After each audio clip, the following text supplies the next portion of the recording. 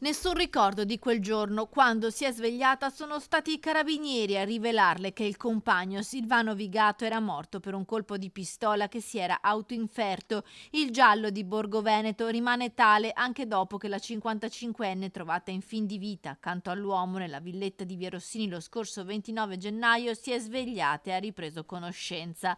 La donna dall'ospedale di Schiavonia ormai da qualche settimana è stata trasferita nel reparto di riabilitazione dell'ospedale di Conselve. Ai carabinieri che hanno parlato con lei ha detto di non ricordare nulla di quel giorno. La sua memoria sembra aver cancellato ogni ricordo di quella vicenda. La 55enne era stata ritrovata in fin di vita dalla figlia che era arrivata nella villetta di Borgo Veneto di proprietà di Silvano Vigato, con cui la donna aveva una relazione da 12 anni.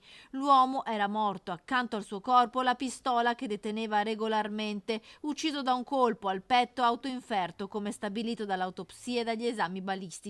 La 55enne invece era priva di sensi, sul suo corpo alcuni lividi sospetti che potrebbero essere riconducibili ad una tentata aggressione. Non è escluso che ci possa essere stata una lite tra i due, che Vigato abbia tentato di ucciderla e poi, credendola morta, si sia a sua volta sparato. Ma queste sono solo ipotesi senza alcuna certezza, visto che l'unica testimone non ricorda nulla. La procura di Rovigo, che aveva aperto un'indagine a carico di ignoti per i reati di istigazione al suicidio e lesioni aggravate, vista la mancanza di elementi, potrebbe andare verso la richiesta di archiviazione.